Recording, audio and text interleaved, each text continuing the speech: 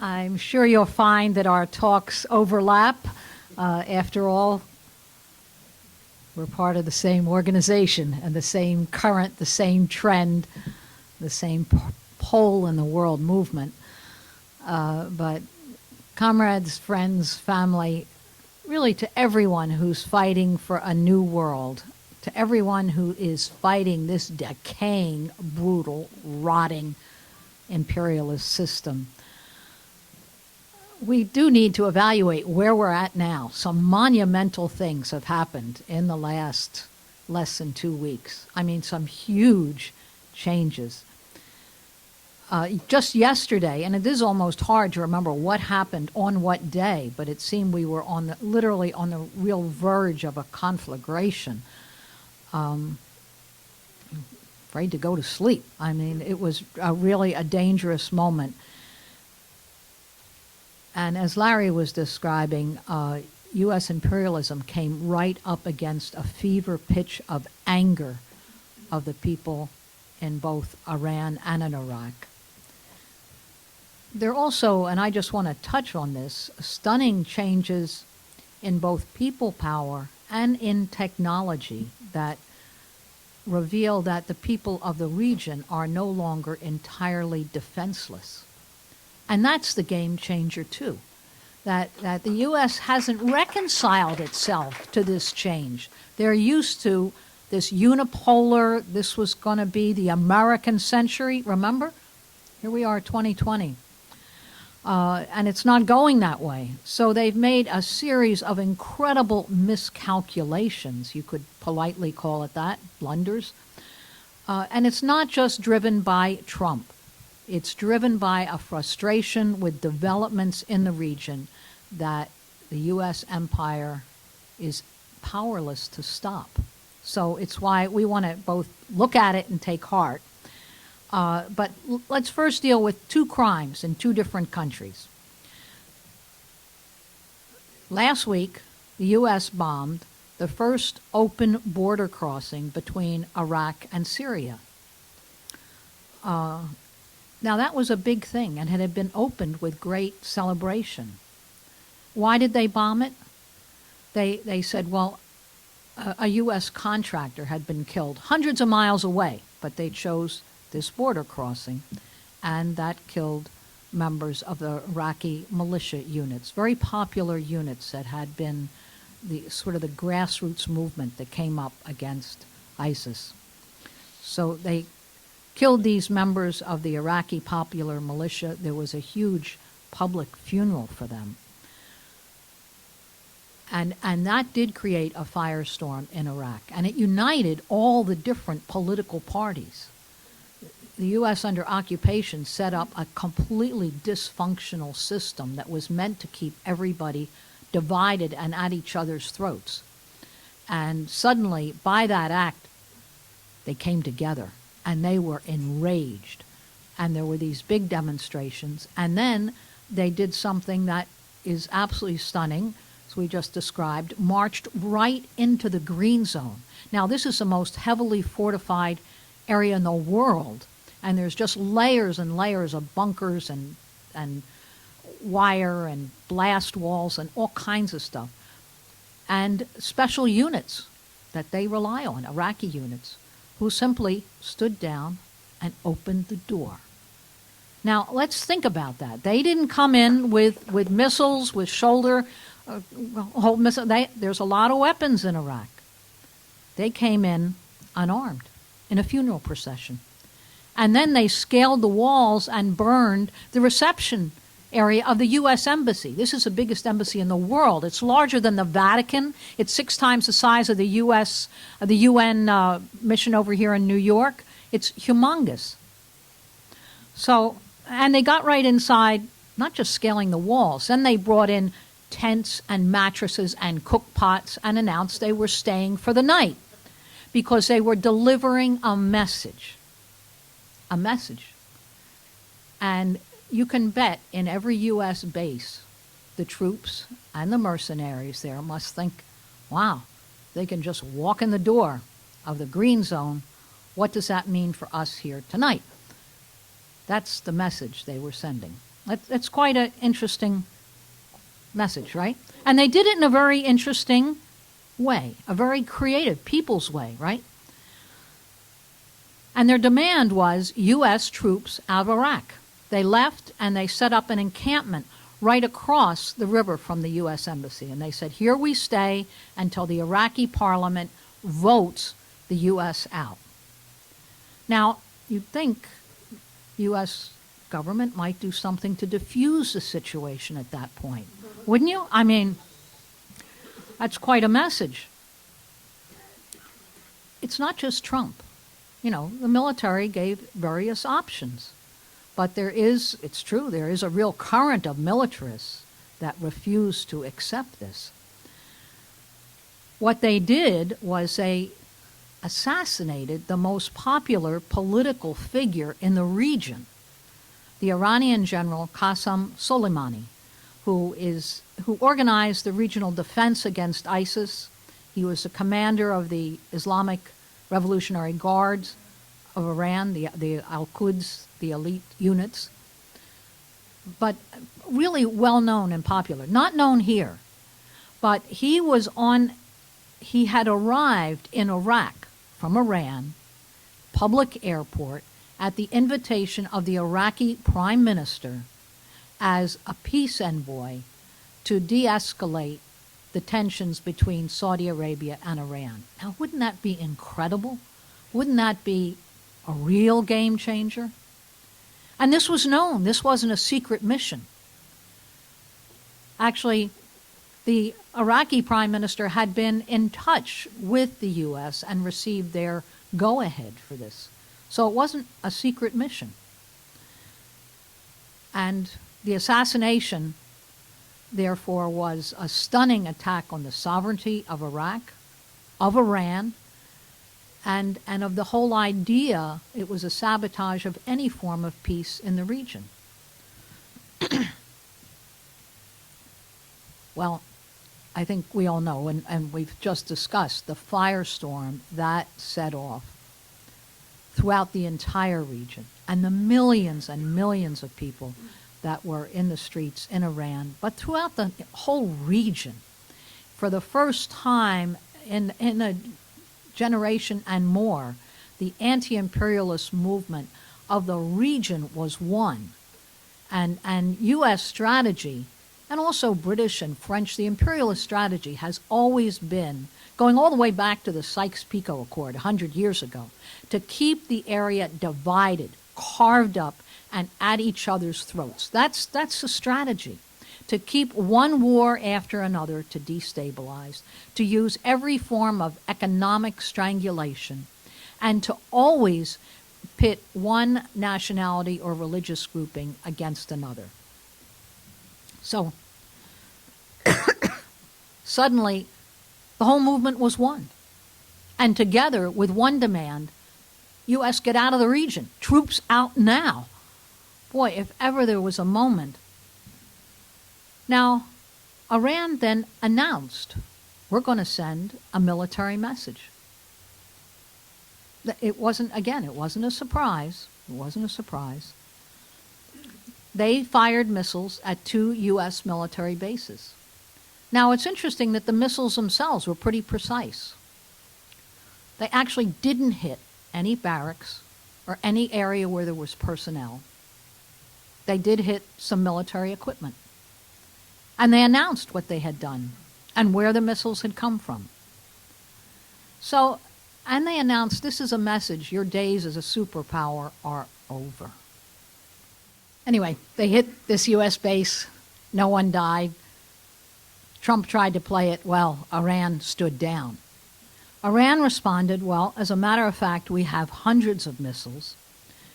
You didn't stop any of our missiles. We have a form of cyber ability that will disable U.S. drones. Take note of this. Now, we have no idea what the capacity is. We know that the U.S. is a military monster with 800 bases around the world with nuclear weapons. So we don't want to overestimate this, but we do want to say that Iran sent a message that they are no longer completely unprotected.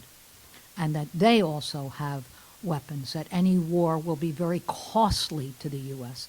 The U.S. is used to being untouchable and able to make war on the world and not have anything extracted. So this has set off shockwaves within the U.S. ruling class, and we will be feeling that this year.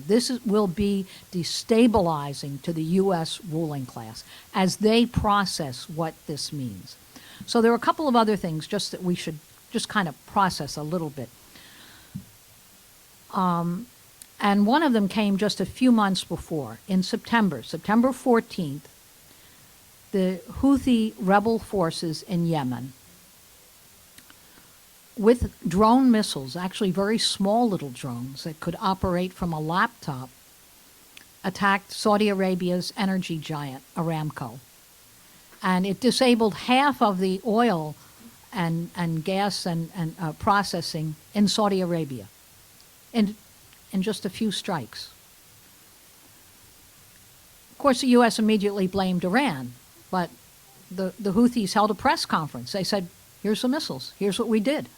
Your Patriot missiles only handle high-flying missiles. They're completely defenseless and cannot see low-flying drones. They explained the technology, and it turns out it's quite true that the Patriot missile systems and all the missile systems that Saudi Arabia has spent billions and tens of billions, $67 billion on U.S. arms, third biggest arms, purchaser in the world, spender in the world, and yet it's not able to have any protection of its most critical oil fields. That's quite a message, isn't it? I mean, think about that. It impacted the stock market too. But we can genuinely say that U.S. Patriot missiles are paper tigers. So that was another message. That was another message that we should take note of and which is shaking up the U.S. ruling class.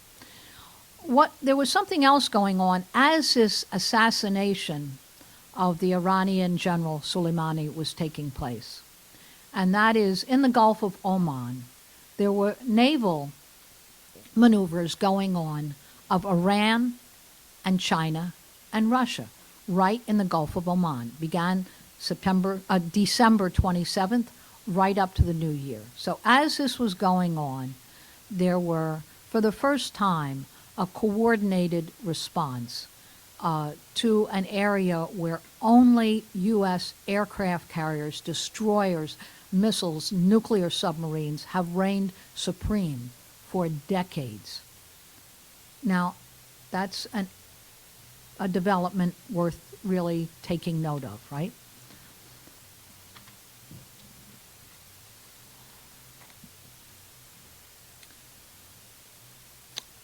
Along with these naval drills, which are sending a message that there is some protection to the region, and that's been completely looted by imperialism. I just want to touch for a minute, I don't want to overspeak time, but touch for a minute on new trade deals that are rebuilding this whole war-torn region, where only U.S. sanctions and enormous pressure has been used to extract more and more concessions. And they are on the drawing boards in the most interesting and threatening ways. And each one of them signal, just like the weapons systems, it's no longer a unipolar world. That's the term they've been using for so long, right?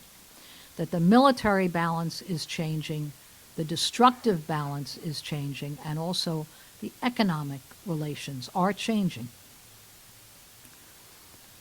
There's been, just to say again, there's been decades of war in this region, and the threats against Iran, trying to stop Iran's development, have been since the Iranian Revolution in 1979. It's how to divide, how to keep it underdeveloped, how to sanction it from 1979. And against Iraq, absolute strangulation sanctions since 1990, but also doing everything they could to inflame the Iran-Iraq war. There's a whole history on this region.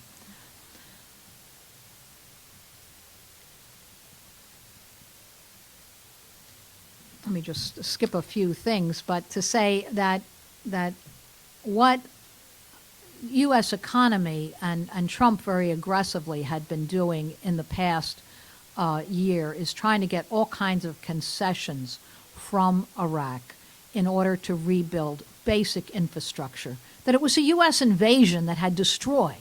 And Iraq is desperate to get its water and its sanitation, its sewage, its railroads and whatnot back on track. And the U.S. is refusing to rebuild it unless it gets some real concessions on Iraqi oil. So this is where this has really come in. And at the same time, they were imposing these devastating sanctions on Iran. And they had signed an agreement with the entire UN Security Council and Iran to end the sanctions, right? What was called the 5+1 agreement and the nuclear deal under the Obama administration. Trump withdrew from it and imposed new sanctions on Iran. So both areas were being absolutely squeezed by the U.S. Between Iran and Iraq, they have, in the last year, and much more even in the last 6 months, signed a whole series of commercial links to set up industrial parks all along the border between Iran and Iraq, to develop the two of the major oil fields, and that is what also there was an effort on the part of Iraq to do. To dredge the famous Shatt al-Arab waterway. This was a vital artery that Iran and Iraq fought a war over. I mean, this was a real linchpin of the Iran-Iraq war. Here are both countries dredging this waterway so it can be used for commercial trade. It's a very interesting development to facilitate shipping. And Iran is going to provide a whole clean water and sanitation plant for Basra. Very important because it's a famous city of canals. It's actually sinking below the water. They desperately need this. Also on the table are plans for linking the Iraqi and Iranian railroad system together as one network, and to ship Iranian goods through Syria and really to utilize Syria's seaports on the Mediterranean. So to open up this whole region. And now you understand why the U.S. would bomb the one border crossing between Iran and Iraq. Because here was a major artery that was going from Afghanistan through Iran, through Iraq, Syria, Lebanon, to the Mediterranean. And that is what they want to break. And yet it's happening all around them anyway. The trade deals, the commercial deals, the linking of the railroads, the linking of the roads. They're trying to stop it, but it is going forward. There's also all sorts of plans with Iranian gas and electricity and refined petroleum processes and a lot of other things. I don't have time to go into it. We'll write on it in the period ahead. There's another change, and just to say on the part of both Iraq and Iran, and that is that there was an Iraqi trade delegation that went to China and set up some very big trade arrangements with China. And China is now Iraq's largest trading partner. Now, that's interesting. This is $30 billion in two-way trade. Iraq is now China's second largest oil supplier. So there's another change. And China is planning to help Iraq develop its railway projects and establish new international roads and infrastructure and bridges and so on.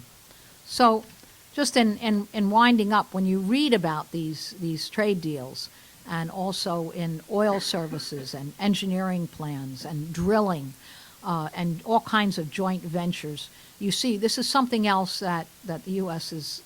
wants to stop because it's a real threat to the U.S. economy, and yet it's their very wars in the region that are pushing this forward, and the concessions they were demanding of Iraq, and finally Iraq saw a way, even though these were collaborators. This was a government that the U.S. set up in Iraq.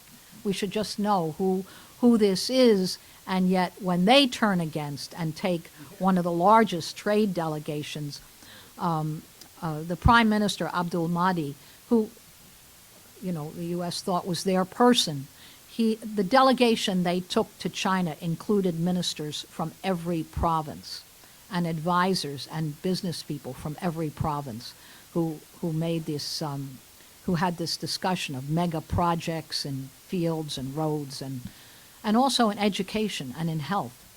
That's a big deal.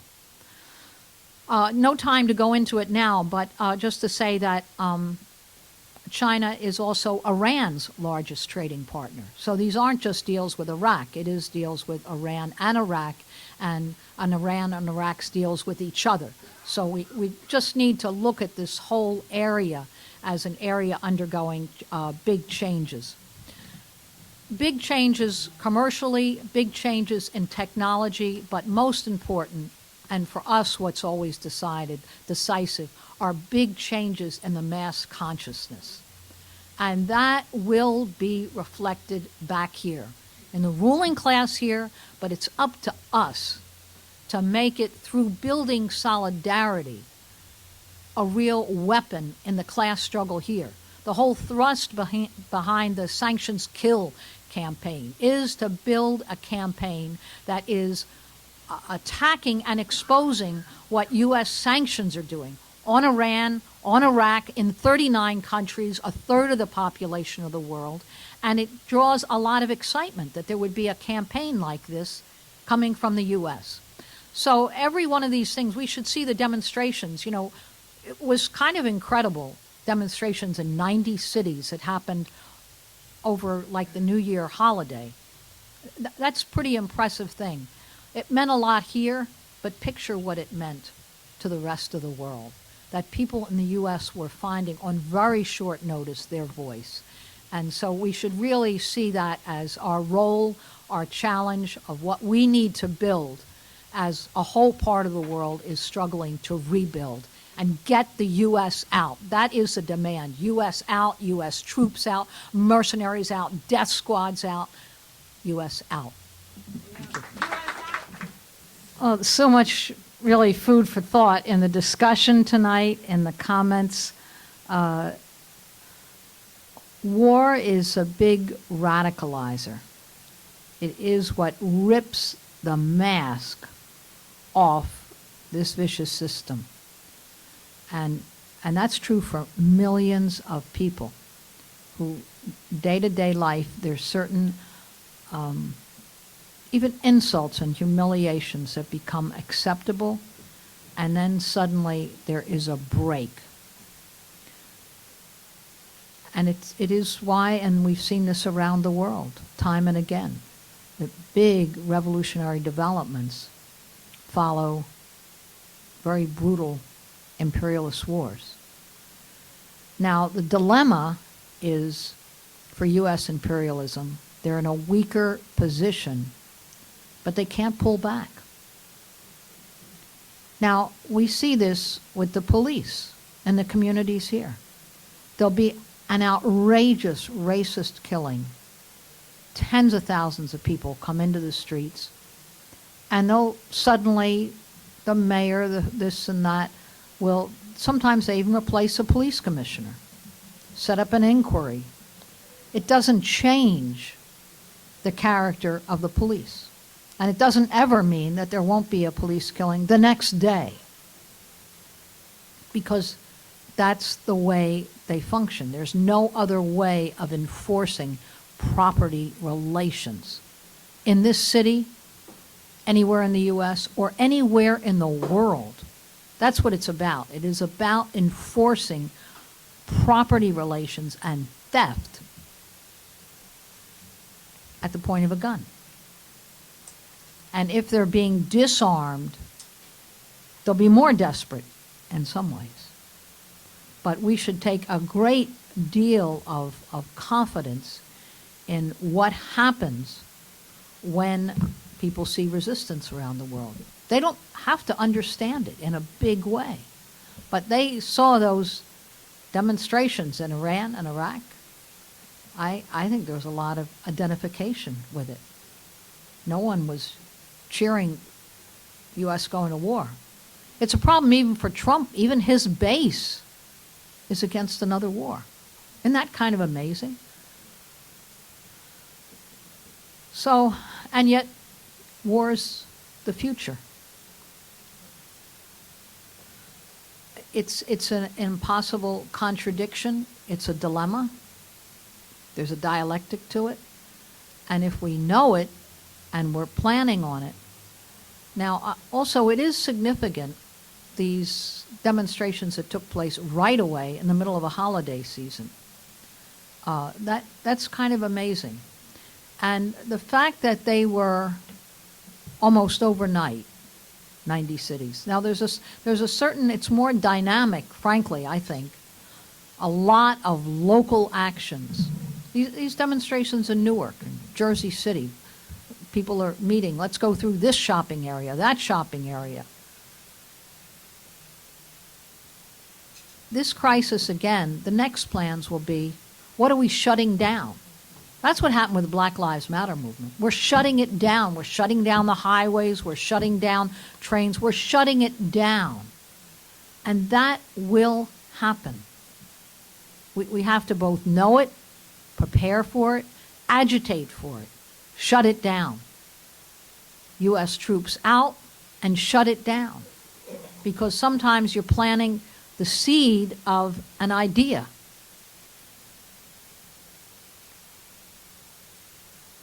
I also very much agree, the more that we can build an identification with the struggle to evict the U.S. from the region and make it comparable. You know, when we demand here the cops out of the subways, out of the neighborhoods, that's the same demand. It's the same demand, and the stronger, the more the war machine expands there, it expands here. It amazed me, the day of this, what did they do? They strengthened not only at every border crossing, there were folks leaving, they were coming back from vacation, from holiday, from family visits, and suddenly couldn't come back into the U.S. There were actually a whole number of Iranians that went to a concert in Vancouver before knowing all this. They couldn't come home. Now, some of them are third generation here. You know, they're U.S. citizens, but they're Iranian. So that's how it all, the repression. I got off the PATH train, and there were, I don't know what these folks are. They were certainly armed and geared up. Whole police units on the trains, right? Because that was their message. The U.S. was at war that day. They were going to enforce it on every street corner and everywhere they could. And that makes a connection even in people's minds. They see there's a crisis there, it immediately comes back here. So let's build those links and consciously be building a shut it down movement. We should embrace all these local actions. It's not just let's go to Washington 6 months from now. What can we be doing right here? And even while we build for one demonstration here in New York, we should be thinking, what other kinds of community actions can we really be taking on?